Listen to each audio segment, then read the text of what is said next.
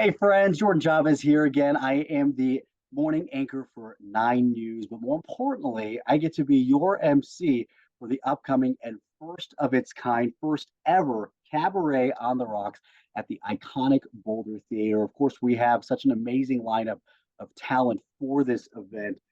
One of them, this is a real pinch me moment for me that we get to be with today. We have Grammy and Emmy Award-winning music director, composer, arranger, orchestrator, and producer, the one, the only John McDaniel, or if you remember watching the Rosie O'Donnell show, you probably heard him more often referred to as John McD. Of course, that was a show that really made him a household name in the late 90s when he appeared as Rosie's music director and honestly lovable sidekick for so many seasons. John's Broadway music credits, though, include Bonnie and Clyde, Catch Me If You Can, Brooklyn, Annie Get Your Gun, Taboo, Chicago, Grease, Patti LuPone on Broadway, and Company. And he most recently music directed Carol Burnett's 90th birthday special on NBC, for which he won his third Emmy Award. So, John, good morning. How are you feeling? Good morning. It's so great to meet you. I feel great. What a wonderful introduction. I'm exhausted just remembering all of those gigs. Really took you back down memory lane. Now I have to Yeah. ask, John McDaniel or John McD, which do you prefer? Um, I like John McDaniel, but I go by John McD. Some people uh still call me John McD. Rosie Including, O'Donnell. I actually remember, I think you guys reunited during the pandemic. And I remember her just saying some of the most wonderful things about you. I think she said along the lines that she couldn't have done the show that so many of us came to know and love without you. It was an incredible phone call to get. I had heard she was doing a talk show and she called and said, maybe you've heard this, but I was wondering if you'd like to be my band leader. And I was so delighted. And I said yes immediately and hung up the phone and said, oh my God, I don't know how to do that. What did I just say yes to? Well, and the But job was so much more than just the band leader because you were truly the one she was talking to for, those opening monologues that every time morning, that what back in. did right, what did you do last night? She would ask me. And so I stayed very busy. I have to know what it was like working on that show. It was fantastic. And because we were in New York and because we both love Broadway, Rosie is Broadway's biggest cheerleader. We got to have all the shows come on and do numbers. So I got to coordinate all of that musically with the various music directors and the directors and the stars and sort of figure out how are we going to take this amazing 5-minute number and maybe bring it down to 2:30, 2:45, for TV time, as I'm sure you know well. So it was thrilling. Plus, I got to work with so many musical idols, Billy Joel and Dick Van Dyke and Tony Bennett. I mean, just on and on and on. It was just crazy to get the memos about who was going to be on next week. It was like Christmas every day. It was great. Was there ever someone on the show that you kind of had to really hold yourself back? Well, Cher, I had a crush on Cher since I can remember. And so when Cher came on, I got the chance to tell her on national television that I used to cut out Sonny's picture from all the magazines that I would get. And I just had this Cher scrapbook, no Sonny. I didn't want to see any Sonny, but I just idolized her so tremendously. And she doesn't disappoint, as you may know. I would faint if I ever I get know. to meet Cher. I don't know how you held Yeah. it. You were really some of the first people to make that happen and to bring Broadway from New York to the rest of America. Why was that so important to you?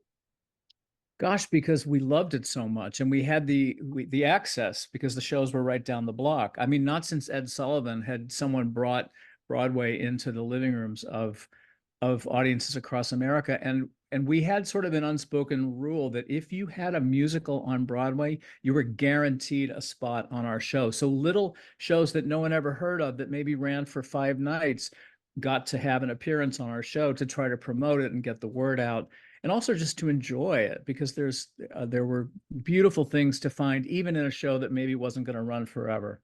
You have worked with, again, so many incredible names, both in Hollywood and on Broadway. I'm curious if there's somebody that you haven't gotten to work with yet that you would still love the opportunity to. Gosh, often think about Mick Jagger because I think Mick Jagger is one of the incredible talents of this world. I'm not sure what we would do together, but he's on my short list. Another young singer named Yeba. I don't know if you've heard of Yeba, but she's incredible and really inspires me with her writing and her voice and her whole vibe. I just love. So I'd love it if our paths crossed. If you know anybody and you can hook us up, just let me know. Of course, Carol Burnett. You know, Oh, you got to direct the her 90th birthday. That's a tall order for somebody like Carol Burnett. What was that like? it was thrilling. I've actually been friends, actually quite good friends with Carol for almost 30 years.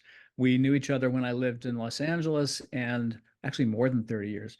And she and I did a couple of live events together, and then we did a couple of symphony appearances together. One memorable one in San Francisco when Florence Henderson came along for the ride and just hung out with us. It was like crazy.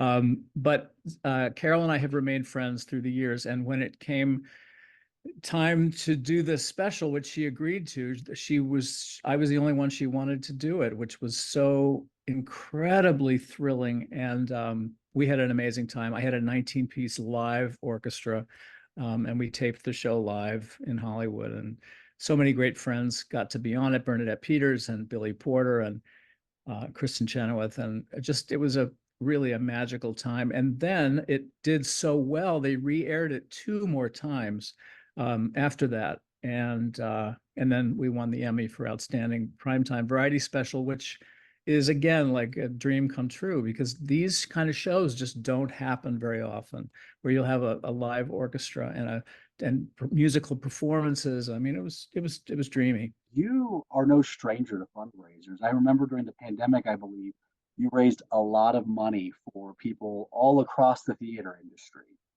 Yes, indeed. And we had a reunion of the Rosie O'Donnell show early on in the pandemic. Eric Bergen pulled together a beautiful kind of reunion, and Rosie and I talked at the beginning, and I played a little bit, and then so many people, we asked people, everybody said yes. Well, first of all, everybody was home, not doing anything, so everybody was available, but also wanted to come back and say what a great show that was and to be a part of it. We raised a lot of money that night. And I participated in lots of events from home. I created my own show called Sunday Tea with John McD, which I raised a lot of money for Broadway Cares in New York. And so we were all doing what we could do to give back even then. Give us a little tease of maybe what we can expect when we see you next month. Yes, well, we have we're putting together an amazing show. We have Broadway's Hugh Pinero, as I think you've already spoken with you, and he famously played the Phantom of the Opera for 2,000 performances, and so that, of course, will be a part of his offering. And Latrice has some hilarious things to do, and also some really moving things to do. And we have an opening number, which I'm not going to reveal. I think it'll bring the whole show to a beautiful finale. Out Boulder obviously has a pretty big mission ahead of it. Why did you want to be a part of that? Well, my friends Jeff and Greg, of course, asked me, and I would do anything for them. And this cause is fantastic. I mean, out Boulder County is growing exponentially, and we need to support that. We need to support youth who is questioning who they are and do they need to change themselves to be loved? I mean, this is a fundamental thing, and to be able to support um, this organization means the world. It really does. John, I got to ask because you were a pretty prominent person in a time that LGBTQ plus was not so accepted, and you were alongside Rosie O'Donnell, who was also, putting herself out there in this way. What was that like for you? And also to kind of have that bond with Rosie as you guys were navigating this world together. Right. So both Rosie and I had always been completely comfortable with our sexuality, completely 100%. And when we got on the show, we were told very quickly by the suits who were producing the show, we don't want you to talk about that aspect. Let's keep this a fun, open daytime thing. And so, but you tell a comedian not to talk about something, and what's the first thing they want to do is talk about it. But we were really good. We would drop little funny little hints. She would ask me about my partner sometimes, and we wouldn't spell it out, but it was, but this was, 1996 we went on the air. So this is pre-Ellen, pre-Will and Grace. It was a very different time. and we went along with it. But ultimately, during the 6.5 years we were on TV, the world changed. It became more, and Rosie actually then came out, even though she was never in.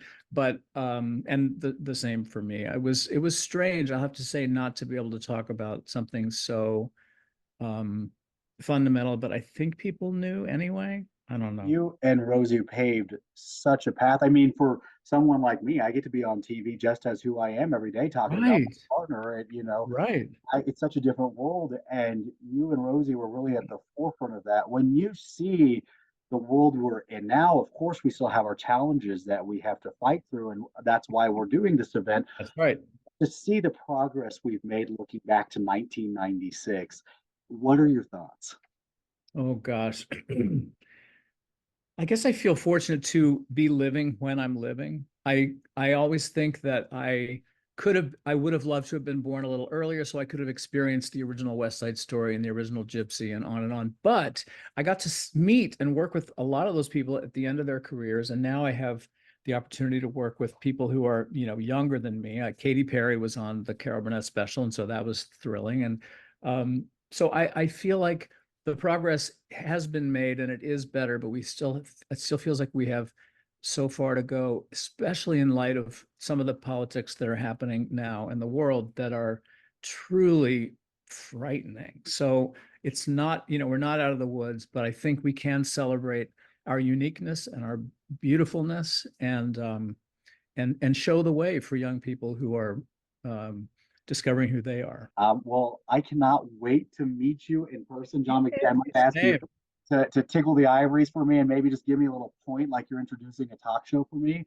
Uh, Happy to oblige. we cannot wait. Again, we're going to all be together for the first ever Cabaret on the Rocks at the Boulder Theater. This is April 12th. You do not want to miss it, right, John? That's right. It's going to be incredible. Can't wait. I'm so excited to be there.